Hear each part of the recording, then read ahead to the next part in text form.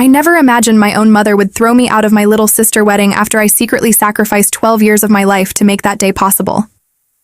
The moment I reached the entrance, the wedding coordinator looked at me with panic in her eyes and quietly said my name had been removed from the guest list just hours earlier. Then my mother walked over, smiled as if nothing was wrong, and said the words that shattered everything I believed about family. Why would we invite someone who is not really family? She thought she had erased me from the biggest day of my sister's life.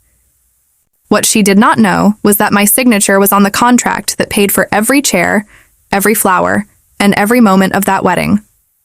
Within minutes, the entire ceremony would come to a stop because of one mistake she never saw coming. My name is Claire Dawson.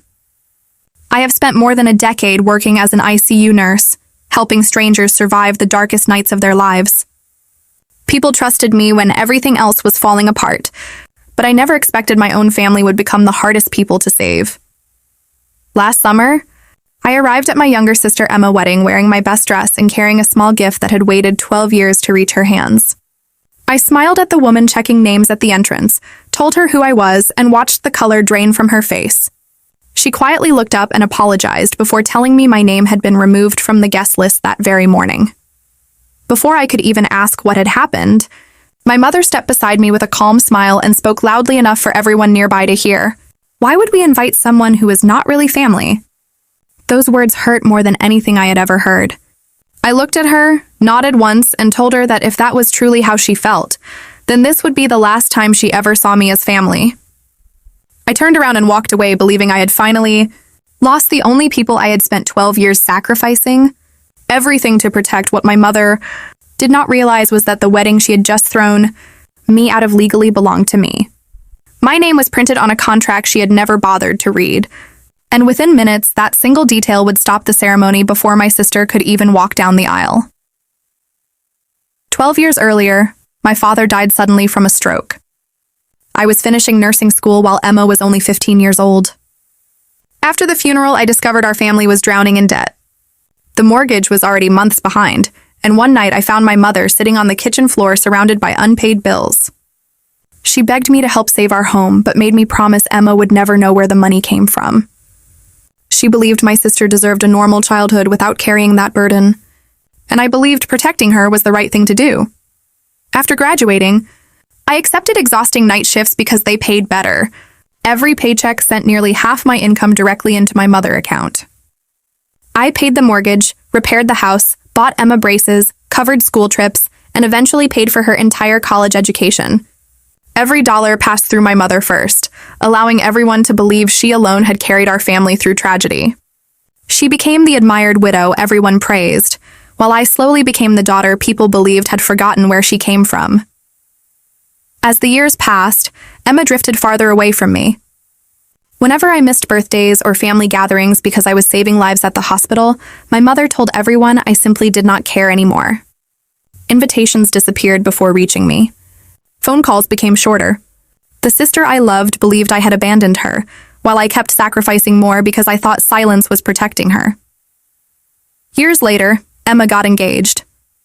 My mother called asking for one final favor. Emma had fallen in love with a beautiful wedding venue they could not afford. Without hesitation, I paid the entire $21,000 cost. Since the venue required the cardholder to sign every document, I became the official client listed on the contract. My mother insisted she remain the wedding contact so I would not be disturbed during work, and I agreed without realizing that one signature would eventually expose every lie she had spent years building. As the wedding approached, I was left out of every celebration. No dress fittings, no planning lunches, no rehearsal dinner. Then, 8 weeks before the ceremony, Emma secretly mailed me an invitation herself with one handwritten message that gave me hope. "Are you coming, please?" I mailed this one myself. On the wedding day, that hope disappeared the moment I was turned away at the entrance. Heartbroken, I drove away believing there was nothing left to fight for. But back at the venue, the coordinator discovered the paying client had been publicly removed from her own event without permission. Company policy required my written approval for any major change, and my mother had ignored that rule completely. The coordinator informed the groom, Ethan, who was shocked to learn I had secretly paid for the entire wedding. Standing beside him was his father, Richard, who suddenly recognized my name. 2 years earlier, I had been the ICU nurse who stayed beside him through the worst nights of his life after a massive heart attack. He remembered me as the nurse who never gave up on him. Now he realized the woman everyone claimed had abandoned her family was actually the one who had quietly sacrificed everything for them. The ceremony stopped. Guests waited in confusion while phones rang across the venue. Emma demanded the truth, and for the first time in 12 years, my mother could no longer control the story. Every lie unraveled as she admitted I had paid for the house, Emma education, and even the wedding itself. A few minutes later, my phone rang. Emma was crying. She asked only one question. Was it all true? For the first time in 12 years, I answered with a single word. Yes, she begged me to come back. When I returned, she stood waiting with our father restored wristwatch in her hands, the same gift I had left behind when I walked away. Instead of asking our mother, she looked at me and asked me to walk her down the aisle. Together, we walked the same path where I had been rejected only hours before. No revenge speech was needed.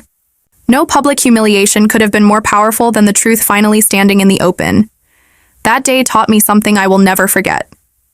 Silence may feel like love, but when you stay silent long enough, someone else will write your story for you.